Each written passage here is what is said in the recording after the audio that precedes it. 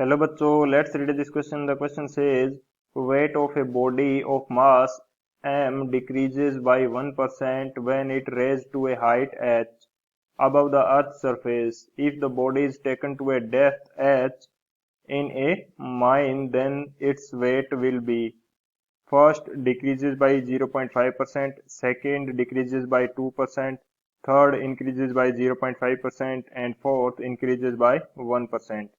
तो इस क्वेश्चन के अंदर हमसे बोला गया है कि एक बॉडी है जिसका मास कितना है m, इसका वेट 1% डिक्रीज कर जाता है यदि इसको अर्थ की सरफेस से h हाइट के ऊपर ले जाया जाता है। यदि इसको अर्थ की सरफेस से h गहराई के अंदर ले जाया जाए तो इसके वेट के ऊपर क्या इफेक्ट पड़ेगा।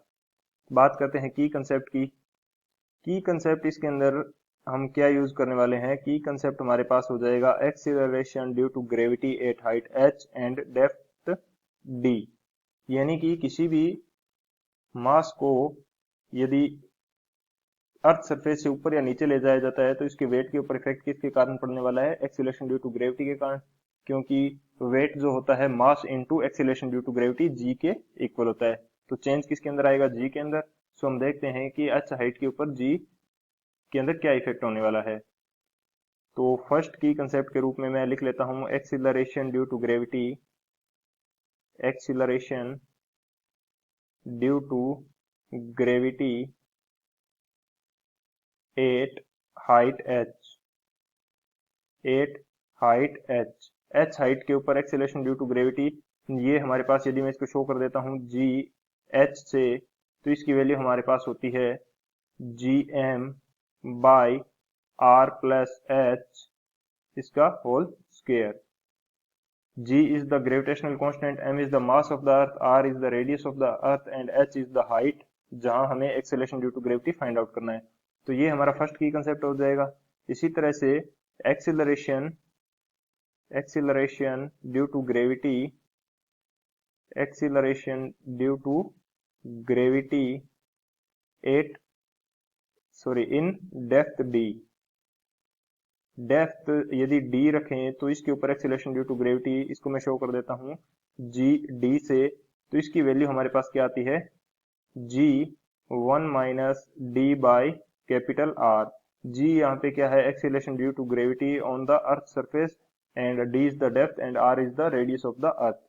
तो ये दोनों की कंसेप्ट है हमारे पास। इन दोनों की कंसेप्ट की हेल्प से इस क्वेश्चन को सोल्व करते हैं। बात की जाए यदि सॉल्यूशन की, तो क्वेश्चन के अंदर हमें दे रखा है कि एच हाइट के ऊपर वेट के अंदर 1% का डिक्रीज होता है। तो वेट के अंदर कितना डिक्रीज है, 1% का। तो यदि मैं एच हाइट के ऊपर वेट को बोल देता हूं एम जी एच, तो ये किसके इक्वल है, M G minus M G into 1/100।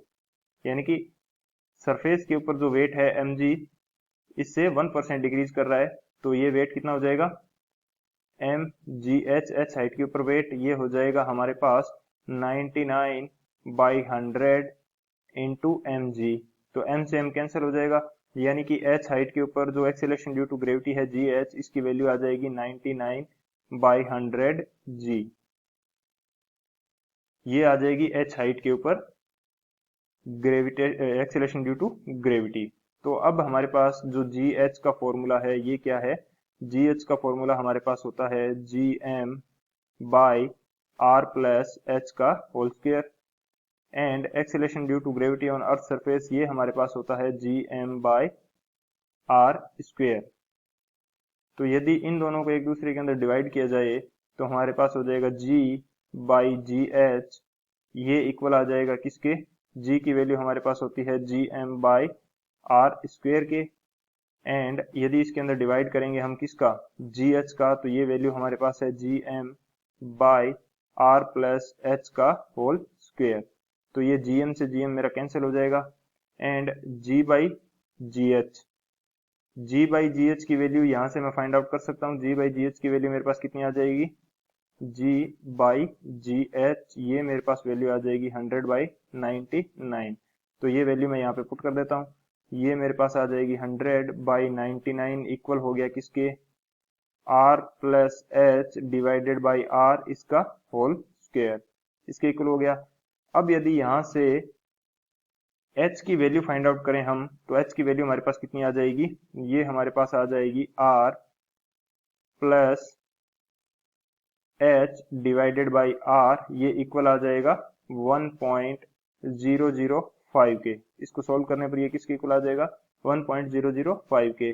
तो यहाँ से जो h की वैल्यू है ये हमारे पास आ जाएगी 0.005 इंटू आर। h की वैल्यू हमारे पास कितनी आ जाएगी, 0.005 इंटू आर। अब हमें बोल रहा है कि इसी सेम डेप्थ के ऊपर यदि उस ऑब्जेक्ट को ले जाया जाए तो वेट के अंदर क्या चेंज होगा। तो इसको आगे सोल्व करते हैं।